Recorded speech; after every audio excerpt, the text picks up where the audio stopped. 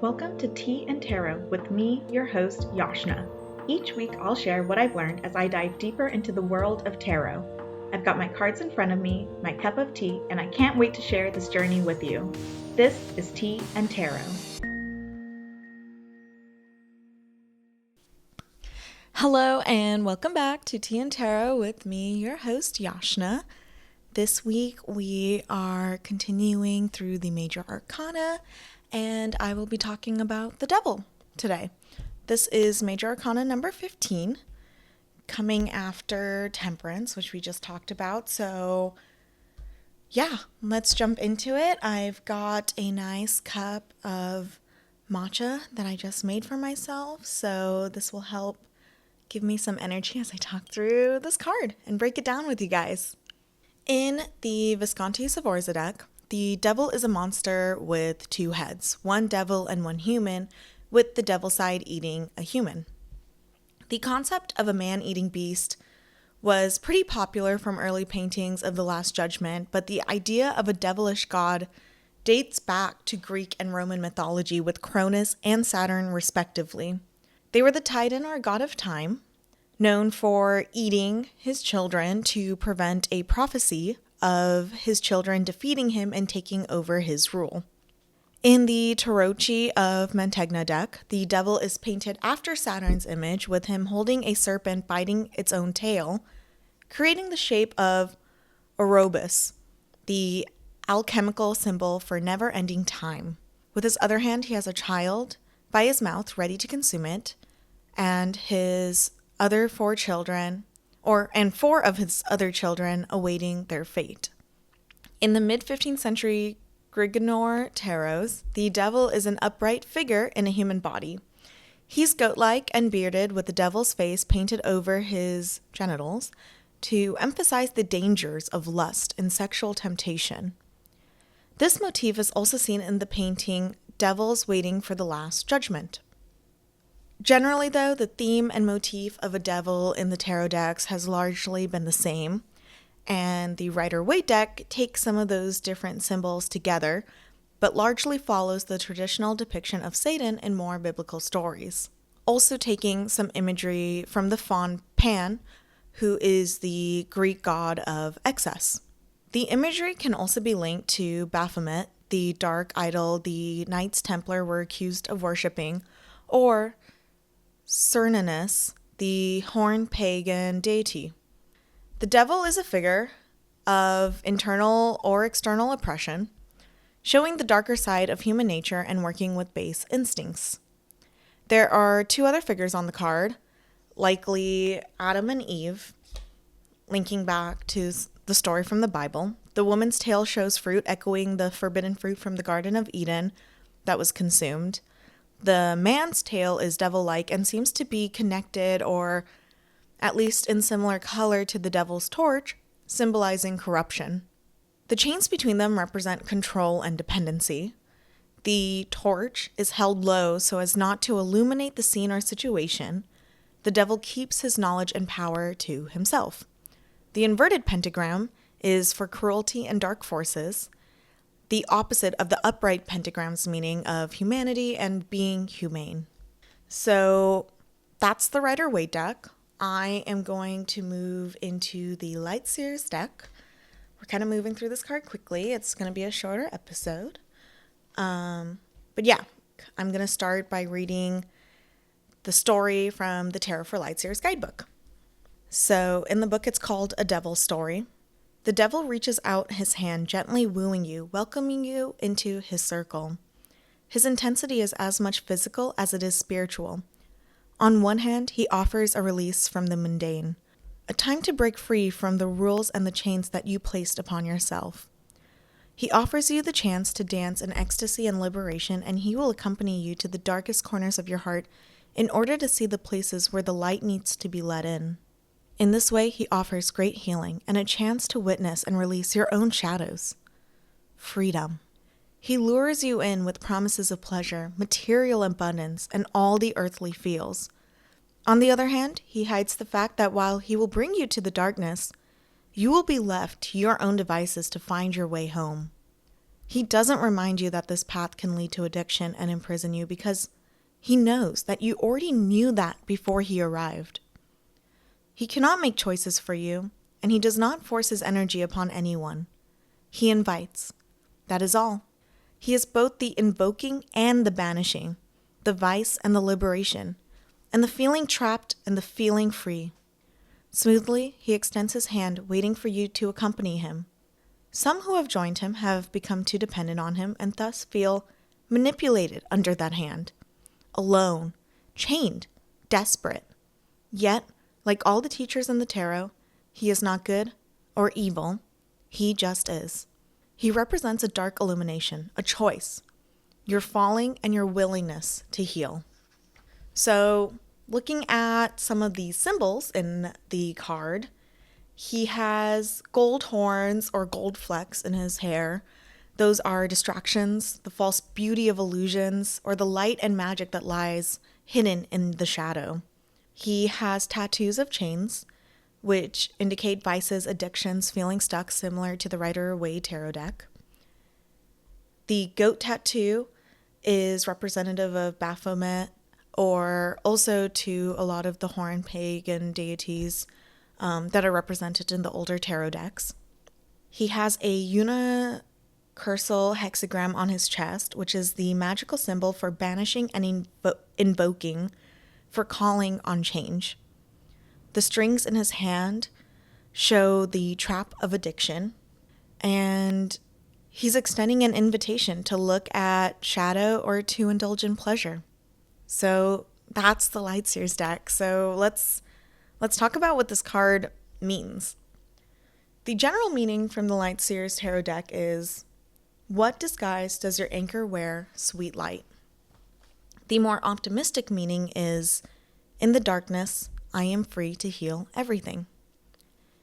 The general interpretation from the Rider-Waite deck is, in one leap, you can be free. In the Light Seer, or forward position, this card represents vices, addiction, a need for liberation, healthy versus unhealthy sexuality, materialism, the healing found in darkness, being trapped in your own stories, manipulation, lying to yourself, temptation, and delving into your shadow self. In the reverse, Shadow Seer, it represents release, freedom from addiction, on the cusp of a breakthrough, liberation, not wanting to see your own role in a negative circumstance, realizing that you are giving away your power, feeling helpless, and breaking the chains. In a love reading, it could mean you feel powerless or like you have a loss of control in the relationship. It may be toxic or feel restricting with signs of obsessiveness, secrets, or impulsive behavior. It's usually an indicator that you need to step away and reevaluate it, or you'll put yourself in a more dangerous situation. Do not give up your power in the relationship and ensure you are standing your ground. In the reverse, it's usually an indicator of getting out of the toxic part of the relationship and starting to enter a healthier state, either because you talked it out or you've left the relationship. You're becoming more aware of how that behavior impacted you and how to maintain healthier boundaries moving forward. For a career reading, it usually indicates feeling trapped in a job that you hate, but you need to remember that you choose to stay where you are. It's a choice to step away instead of feeling trapped by the different reasons you think you're stuck in your current position, in your current role, or at that company. In the reverse, it can indicate you're ready to break away from feeling stuck and seize new opportunities. It is a sign to listen to that instinct and to step away and feel renewed motivation. For a health reading, this card is an indicator to evaluate unhealthy habits and any unhealthy relationships you might have with drinking, smoking, drugs, or poor eating habits. Your mental health might be at risk, and it's time to step away from your bad habits so you can heal. In reverse, it can indicate you're ready to start taking steps to break those unhealthy habits and begin forging healthier ones. It's a sign to not fall back to old patterns. And finally, for a reading on spirituality, it usually indicates being too materialistic or focusing more on your own ego rather than being more grounded, You're letting the darkness cloud your mind, but need to take a moment to step away from that. In the reverse, it can mean you've avoided a dangerous situation and need to reflect on the lessons you've learned from this negative encounter to avoid a repeat situation in the future. And that's the full breakdown of the devil. I don't really have a lot of trivia or other tidbits to share. I shared some of it in the beginning about some of the other interpretations and views of the devil. And also, I did a lot of the research and recording and work for this episode parallel to the last episode that just came out, which was my breakdown of reputation. So I put a lot more energy and focus there, which, by the way, I hope you guys really enjoyed that episode. That's I think my favorite album of all time. I love, love, love the songs on that album so much. So it was really exciting to break it down as tarot cards and add more meaning to each of those songs. So I hope you really liked it. Go check it out if you haven't. And I'm going to take a short break. And when I'm back, I am going to do the reading for the devil from the Tarot for Light Seers guidebook. It is called Shadow Stories and is a spread to uncover the shadows in the stories we tell ourselves. Oh, interesting. I have not read this spread. I did not take a look at it before this episode. I decided to surprise myself with the spreads now. So I'm going to take a short break to get that set up and to also mentally prepare myself for what the cards might tell me about the stories I told myself. So stay tuned and I will be right back.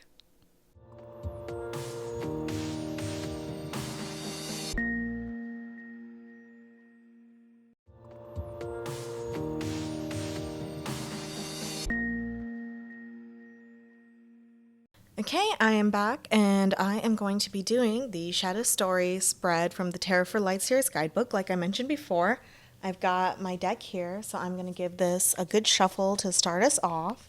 I talked about this a bit in the first half before the break, but the Shadow Stories, I talked about this a little bit in the beginning.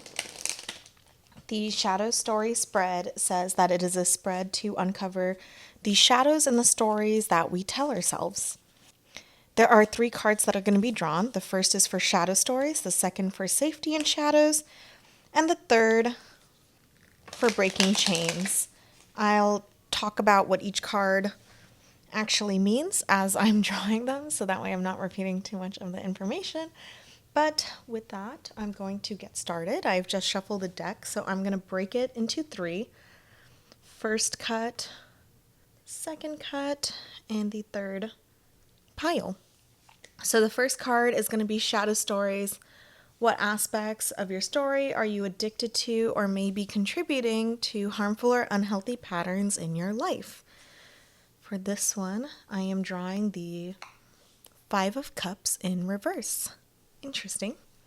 The second one is Safety in Shadows. How are your shadow stories serving you? How do they empower you to remain in unhealthy patterns? For that one, I am drawing the Emperor. The Emperor is a very interesting card for that. And then the third card is Breaking Chains. You've got this. What steps can you take to clear out and illuminate these illusions? What steps can you take that will lead you to self-awareness, liberation, and ultimately freedom? So for this one, the third card I am drawing is the Hermit. Interesting. This is a spread with 2 major Arcana cards. I'm going to take a look through the book and see what some of these cards mean, and then I'll break these down. Okay, so when I first drew these cards, I wasn't actually entirely sure how they were all going to link together. Especially the Emperor being in the middle one, I think was the harder one, but the 5 of Cups is kind of a heartbreak, sadness card. The 5 of Cups in reverse especially is about having a hard time letting go of the past, feeling stuck in it, letting some of your more traumatic memories take a hold of you, being jaded because of that. So I think around the question of what's maybe an unhealthy pattern in your life, my shadow story from the 5 of Cups is being jaded or maybe not being super trustworthy because of past issues and, I don't know, for lack of a better word, because it's in the guidebook that I was just reading, but past trauma is keeping me stuck in this loop, or it is something that I just continually fall back on. So that drives a lot of my decisions, or how slowly I let new people into my life, maybe. And then how that ties to the Emperor as the safety and shadows card of how is this card empowering me to remain in this hold. The Emperor is about authority and about masculine power primarily, but some of the nuanced meanings of the card are around analytical thinking and around calculated risk. So I think one of the ways where this really fits this is, rather than trusting my own gut and my own feelings, I stay safely in the shadow story by only taking calculated risks or by trying to be very analytical about things.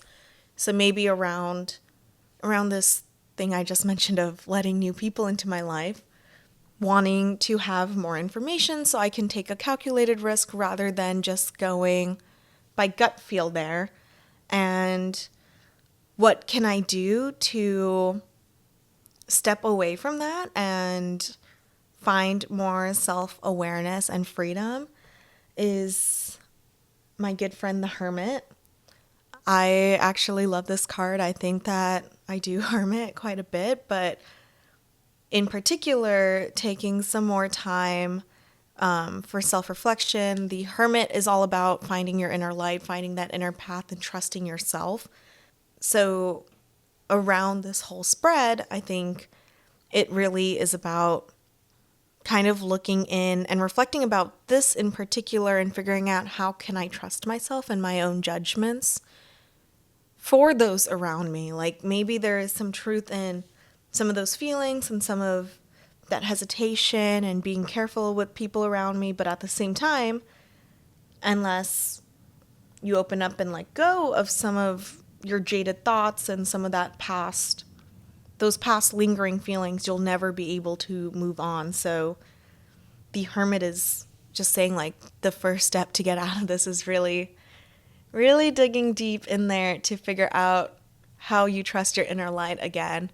So surprisingly, these cards all flowed very well. I think this is a very interesting spread and one that can be done pretty regularly, because I think there's always a shadow aspect in your life that you're trying to work through, you're trying to fix, you're trying to address, no matter what. So this is a pretty interesting spread for that, and I think these cards were pretty interesting to draw for that in particular too. So yeah, that's it. That's my breakdown of the Devil.